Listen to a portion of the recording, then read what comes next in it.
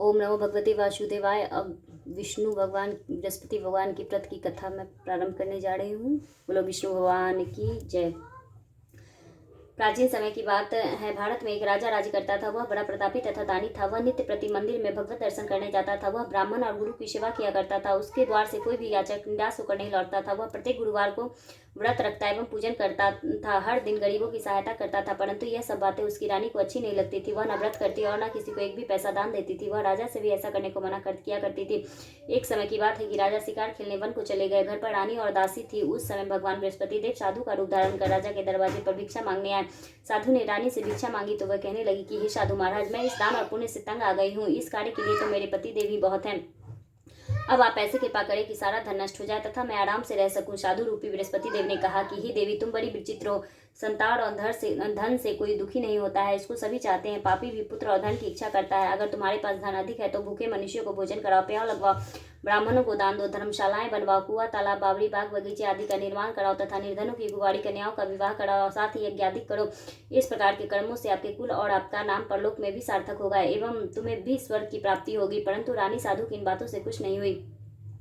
उसने कहा कि हे साधु महाराज, मुझे ऐसे धन की आवश्यकता नहीं है जिसको मैं अन्य लोगों को दान देती फिरूं तथा जिसको रखने और संभालने में ही मेरा सारा समय नष्ट हो जाए।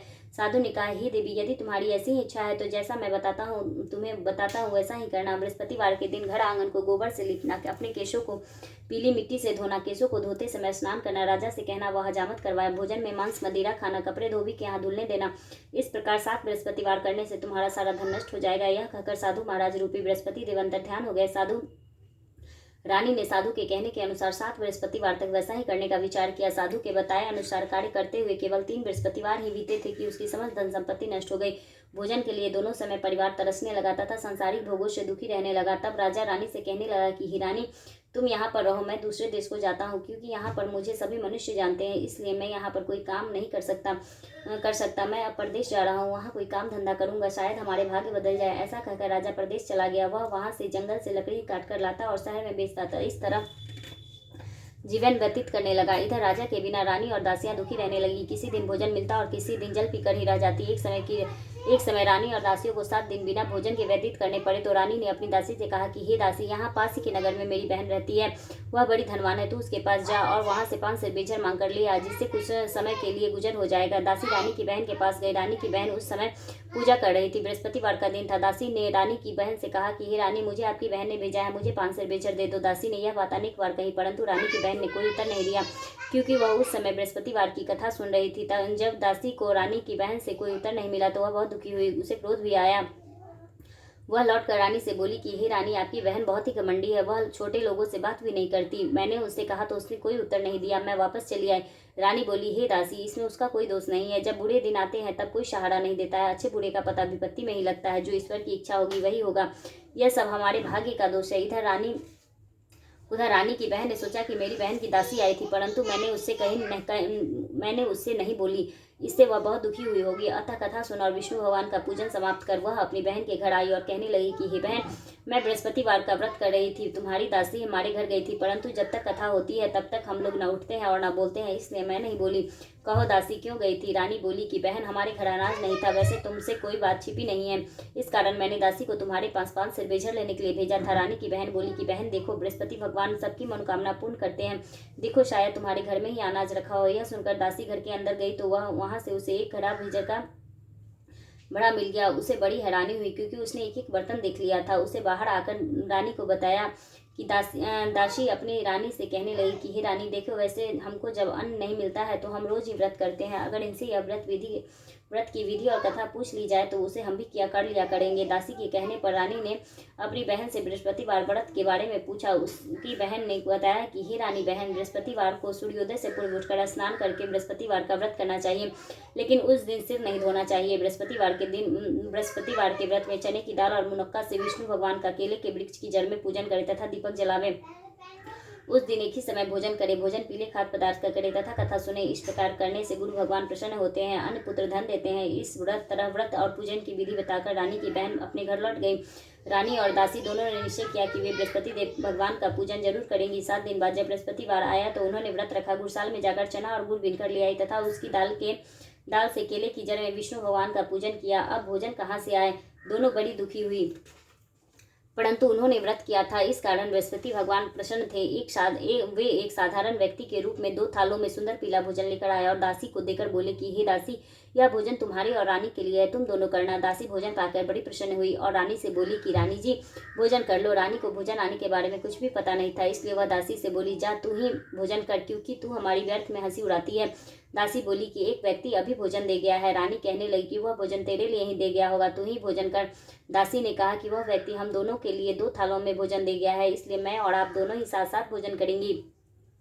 फिर दोनों ने गुरु भगवान को नमस्कार कर भोजन प्रारंभ किया। उसके बाद से वे प्रत्येक बृहस्पतिवार को गुरु भगवान का व्रत और पूजन करने लगी। बृहस्पति भगवान की कृपा से उसके पास धन हो गया, परंतु रानी फिर पहले की तरह से आलस्य करने लगी। तब दासी बोली कि देखो रानी, तुम पहले भी इस प्रकार आलस्य करती थी, तुम्हें धन रखने में कष्ट होता था, इस कारण सभी धन नष्ट हो गया है। अब गुरु भगवान की कृपा से धन मिला है तो फिर तुम्हें आलस्य होता है।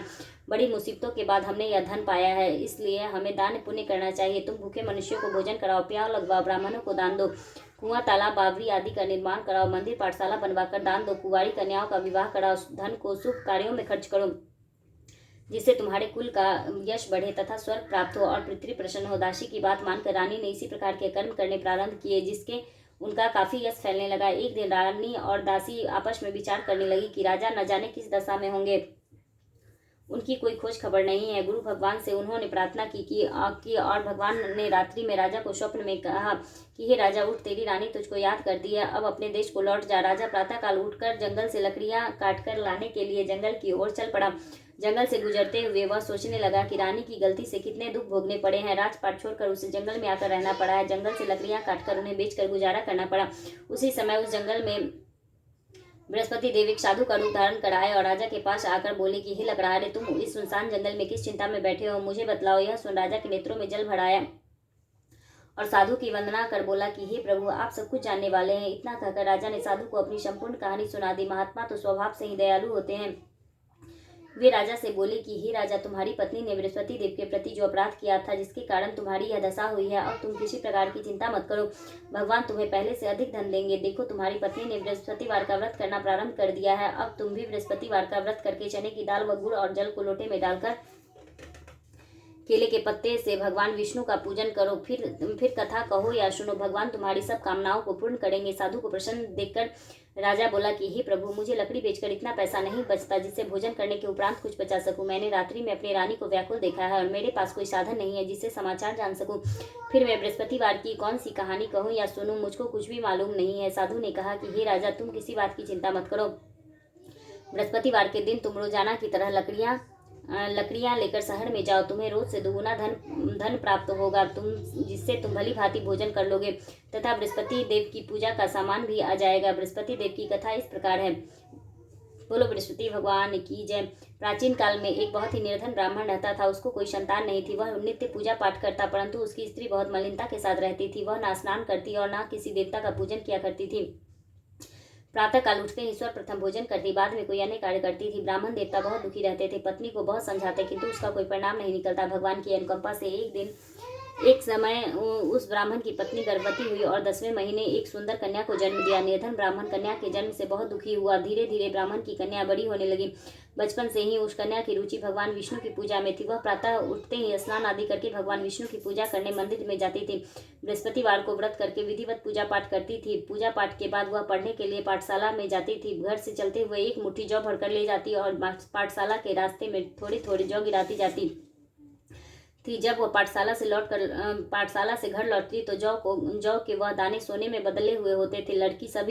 लड़की सभी सोने के दाने बीन लाती थी। एक दिन जब वह सोने के दानों को साफ कर रही थी तो उसकी माँ ने कहा कि बेटी, सोने के दानों को साफ करने के लिए सोने का सूप भी होना चाहिए। अगले दिन बृहस्पतिवार था। उसने भगवान विष्णु बृहस्पति देव की पूजा करते हुए प्रार्थना की, हे भगवान, यदि मैंने आपका व्रत विधिवत किया हो तो मुझे सोने का सूप भी दे दो। भगवान बृहस्पति देव ने उसकी मनोकामना पूरी करने का वचन दिया।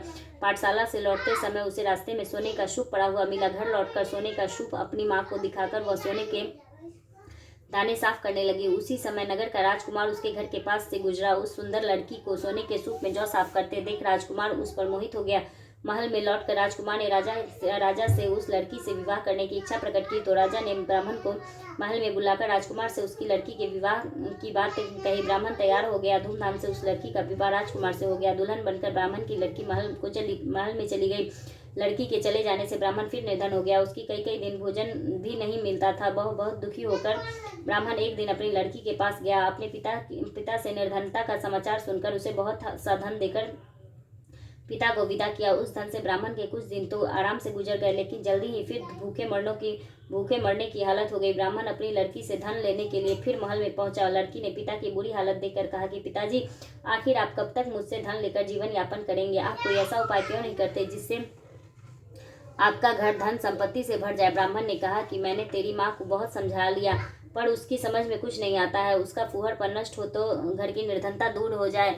तब कुछ सोचकर लड़की ने पिता से कहा कि पिताजी, आप कुछ दिनों के लिए माँ को मेरे पास छोड़ जाओ।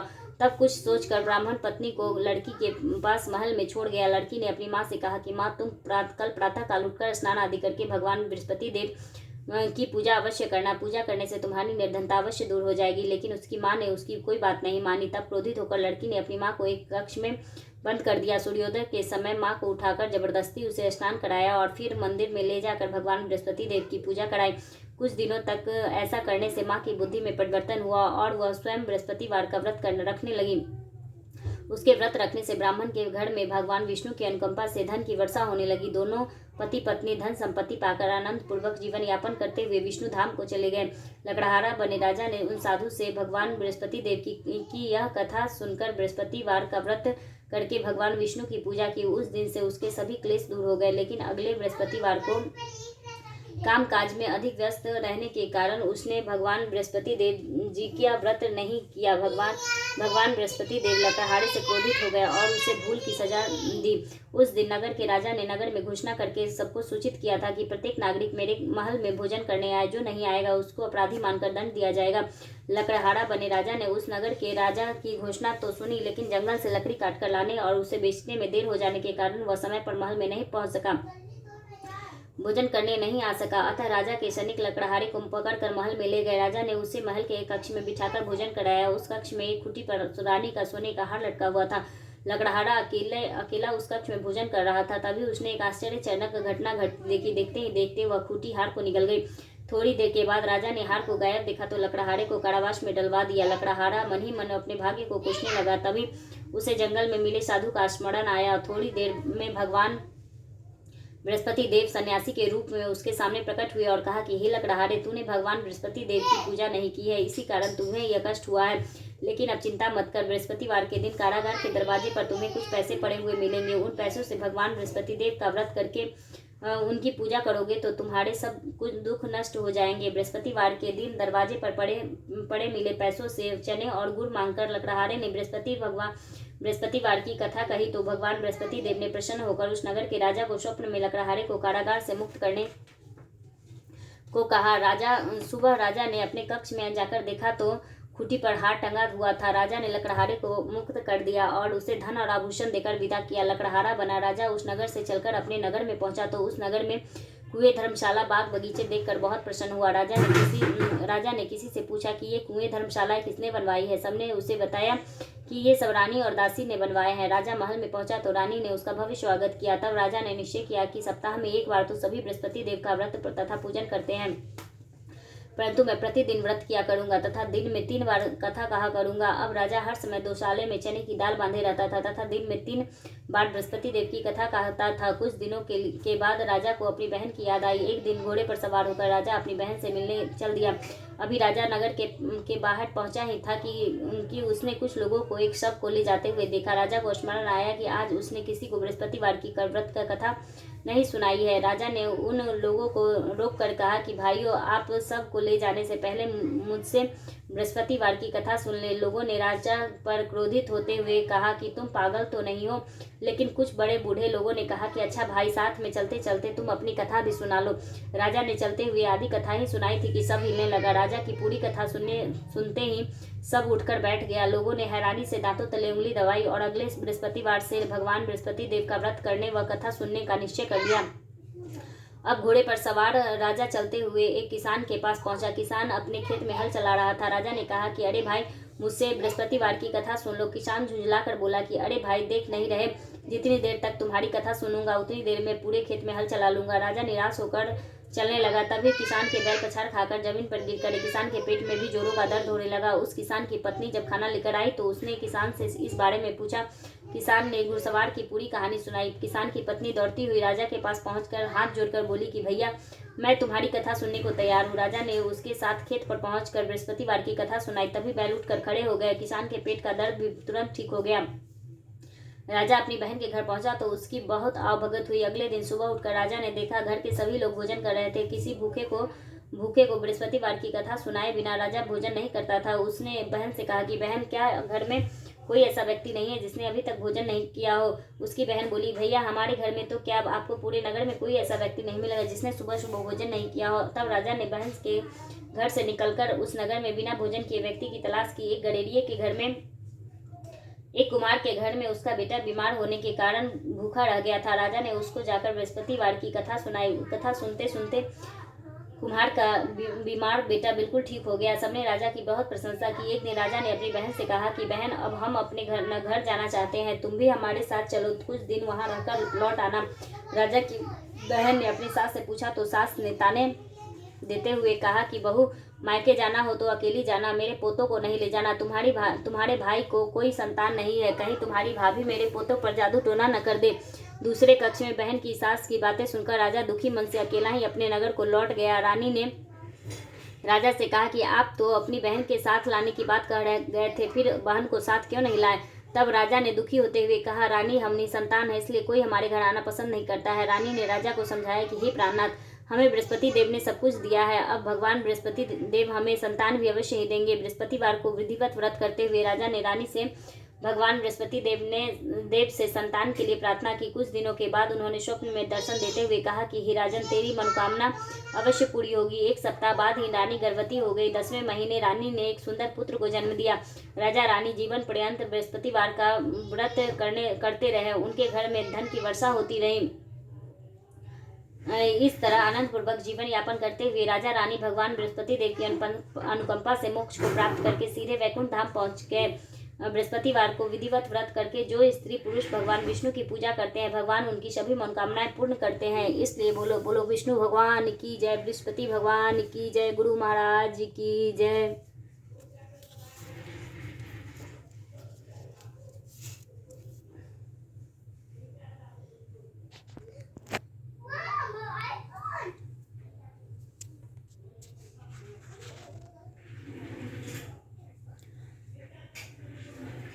हाय फ्रेंड्स, आज आप लोगों को मैंने बृहस्पतिवार के व्रत की कथा संपूर्ण सुनाई है। वो इसलिए मैंने वीडियो करके आप लोगों को डालूँगी क्योंकि कभी कभी होता है कि किसी कारण से लोग बृहस्पति भगवान का पूजा नहीं कर पाते हैं और कथा सुन नहीं पाते हैं, तो मैं चाहती हूँ कि मोबाइल के ज़रिए लोग सुन सकें, इसलिए मैंने रिकॉर्ड किया। और आज गुरुवार भी है, मैंने व्रत रखा हुआ है।